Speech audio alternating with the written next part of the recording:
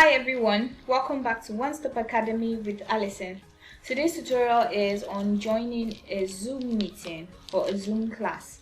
A Zoom meeting could be something else other than a class. It could be a meeting, a company meeting where you are connected to your colleagues and where there's maybe the top person in the organization is hosting the meeting and then the other staff members are the participants. A Zoom meeting could also be social, like a reunion of some friends. A Zoom meeting could be so many things. So first things first, to be able to join a Zoom meeting, you have to be registered or signed up. So if you haven't registered or if you're not yet signed up on Zoom, you cannot join a Zoom meeting. And then to sign up, just go to zoom.us, key that into your browser and then follow the steps. For more specific steps, please refer to our previous video on hosting a Zoom meeting. You can get steps on how to sign up and get started. So there are two methods or two options on joining a Zoom meeting. The first one is joining through a meeting URL. Now, in a Zoom meeting, there's someone called a host who actually sets up the meeting. Like in a physical setting, when there's a meeting, there's someone who called for the meeting, so that's the host. Then there is Zoom participants, those people who are actually invited by the host. So if it's a class you're having as a meeting, it's more likely that the teacher or the tutor is the host and then the students are the participants. So that's how it works. So as a host, when a host sets up meetings, the host can choose to send a meeting URL to notify the participants of some details about the meeting, like duration, time, and so on, and some other information needed for authentication. So if you're joining a Zoom meeting through a meeting URL, the host may send the invite through email or newsletters or calendar invites or any other communication channel available. So if it's any of that, just access your email if it's an email or any of the other sources, and then click on the link containing the pre-scheduled meeting. This should take you to the meeting where you then key in the meeting ID and any other form of authentication required. Some meetings are open, meaning you only need the meeting ID without a password. And then some meetings are closed. You need the meeting ID and a password. Think of it like a birthday party you've been invited to. So a meeting requiring a password and a meeting ID will be a birthday party where you have to show your invitation cards. Yeah, but a meeting involving just the meeting ID without a password will be a birthday party where you have the invitation card, but then the door is open. You can just walk right in to the party. So that's, you can liken it as such. The second option on how to join a Zoom meeting is joining through the client. Also, in a previous video, I shed more light on how and what a client does. So a client is like a standalone app. Yep, so you can join a Zoom meeting through the client in your device, either your laptop or your phone or any other device you're using to connect to the internet. So we're going to start with the first method, which is joining through a meeting URL. So I've done a little set up a meeting. I've scheduled a meeting with another account, and then I'll just use it to illustrate how to join a Zoom meeting using meeting URL. So the host has sent an invite to my email, which I would access now. Okay, so this is the invite in my email. You can see that it contains some information like the topic, computing class with Prof. Ali, and then it also contains the date and the time and the duration for the class and some other information, including the meeting ID and the meeting password. So what I'll just do is to click on this link, but then I'll leave this page open so that I can come back and copy the meeting ID and the password when required. So let's do that. So just give access by clicking on Open Zoom Meetings. Okay, so there are certain controls that the host has access to.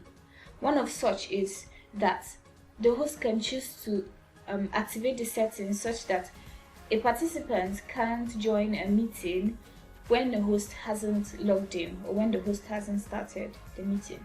So right now our class is supposed to start at 11:05 a.m. and clearly it's past 11:05 a.m. but then the host hasn't joined in. So you can see the prompt on the screen right now. It says please wait for the host to start this meeting. So as soon as the host starts the meeting, as soon as the host logs in, this message will be cleared. So the change of interface now is indicating that the host has started the meeting. So just click on join your computer audio and then increase this. So like I said, there are some controls that are that the host has access to, and another is that the host can choose while scheduling the meeting that when the meeting starts, the host's video and the participant's video are off. But if the host didn't set it this way, right now on this page we should be seeing a webcam feed. That is maybe the host sitting down and waiting for the participants to join the meeting, or something else, a background of some sort. These are some settings that are available to the participants. So you can see that right now participants view audio is muted, and also the participants video is muted. Also, when you click on this, you're allowed to see the participants available on the meeting. So for now there are two participants, Suzanne, which is the makeshift participant, and then Prof Ali, who is the host. You can see it in brackets, the host is always indicated. And beside every participant there are some settings that are also available. So if you click on more, so the only setting available to this participant is to rename. Let's see if there are any for the host. Well, the host has, for a participant you can't modify any settings for the host, but the host has basically all the power. There could be a setting where a tutor asks a question, or where there is need for contributions from the participants. So in order to make the class more organized, there is an option for a participant to indicate that he or she wants to send in some contribution of any sort. So in that case, you just click on raise hand right here. If you do that, a notification will be sent to the host, and it will read there Susan raised hand. So the host now chooses to grant access to Susan by unmuting Susan's audio. So then in that case, every other person in the meeting can hear Susan's voice through the audio. Also, there are chat services available on Zoom. You can send a message to somebody else in the meeting, or you can send it to everyone. Okay, so for this meeting there are just two, the host and then one participant. So you can choose to send to both the host and the participant, or to a particular person, whatever. If there are more participants, you would see the participant here and then you choose who you're sending the message to. Also on the chat interface, you can also share files. So if you click on file, you choose the location where your file is, and then you select and then send to whoever you want to send to.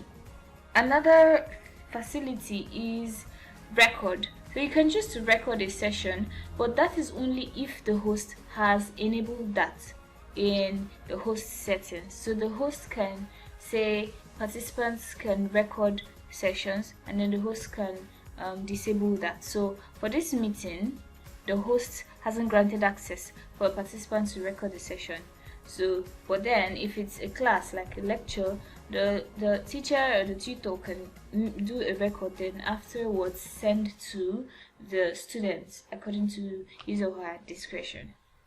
There is another facility which is the share screen facility. This facility is very important, but more important for the host, because if the host is a tutor, the host might want to switch from the webcam view to share something which will augment his or her teaching, like a slide, a presentation, or using slides, or to play a video which will further buttress his or her point, or some other form of screen share. It could be the whiteboard where the host can make illustrations and all. So but a participant also has the ability to share screens, but only if the host has granted. So let's see if it's okay. So you see, host disabled participant screen sharing. So for this meeting, it's just the host that can share his or her screen. Okay, so let's see how the share screen works. Supposing the host has shared a screen, how do you know as a participant that a screen has been shared? Apparently, Prof. Ali has shared her screen and she has switched to the whiteboard interface. So let's say she wants to make an illustration. She wants to show probably how to draw a house. That's just an example. So she can do some illustrations or annotations on the whiteboard, and you as the participants can see that.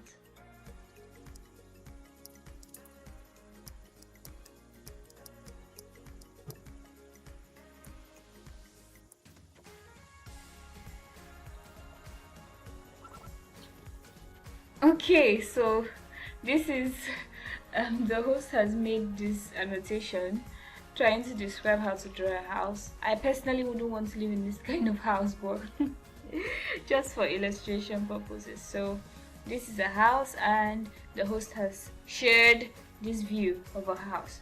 When the host is done with every annotation on the whiteboard, the host leaves and then the view is returned to the webcam views. And then the host can share a couple of other things like a presentation, for example. Okay, so the host has shared right now a presentation. The host has switched to the slideshow view, and then as the host moves through the slides, you as a participant can see that. The host may also choose to make some annotations also by using some tools that are available on Zoom. Let's just do something so you can see that the two screens are connected. So I'm going to just tick a good here and then tick a good here, and then the tutor can erase and then move to the next slide, and then the host can leave the share screen interface. Another feature available to participants is inviting others. You can choose, while a meeting is going on, you can choose to invite some other participants through any medium like a default email, Gmail, Yahoo Mail, or any other means available to you or compatible with your device. And then of course, you have to send the meeting ID and the password. Usually the invites will contain that information. And then you can see information about an ongoing meeting by clicking on this eye right here. So it has showed the meeting ID, host, password, and some other information about the meeting. Okay, so as a participant, when you're done with the meeting, if you're allowed to leave before the host does, you can just click on this red button saying leave. Click on it and then leave meeting. And when you do that, you're disconnected from the meeting. Okay, so to the second option, remember we said we have two options to join a Zoom meeting. The second option is joining through the client in the device. So for my device, I already have the client installed. You can see it on my desktop Zoom. So the app is just going to open up, and then the next step is to sign in. Of course, you have to be signed in to join the meeting, like I said. So let me just quickly do that. Okay, so it has opened up. So when you're here, just go to the home button or the home page and click on join. So when you do that, you're going to be prompted to key in your meeting ID or a personal link name, as the case may be, and then pick the name you want to appear in the meeting. So if you're logged on when you join the meeting, do you want your name to be Alison Lawrence, for example, and you leave it like that, or you could change your name. So, and then you have other options to not connect audio or to turn off video. So if you want to join a class and you do not want your video or your face seen yet until you're ready, you could just check this box. And if you don't also want to be heard unless you when you're ready, you also check this, but you need the meeting ID to proceed. So let me just key in. Okay, so I've keyed in the meeting ID for the meeting which I just left, because the meeting is still on or over at the host side. So I click on join. Then it has asked for the meeting password, which is compulsory if you want to join the meeting. So I just key it in and click on join meeting. Okay, so we have this here. Let me just open it up. Okay, so from here you take basically it applies to everything we did when I was illustrating using the URL through the email. So it's the same thing from here. So that's it on how to join a Zoom meeting. If you have any questions which this tutorial didn't cover, please remember to leave the question in the comment section in our channel, and we'll be sure to attend to it. Thank you for watching. Please remember to like and subscribe to our channel. See you in the next tutorial.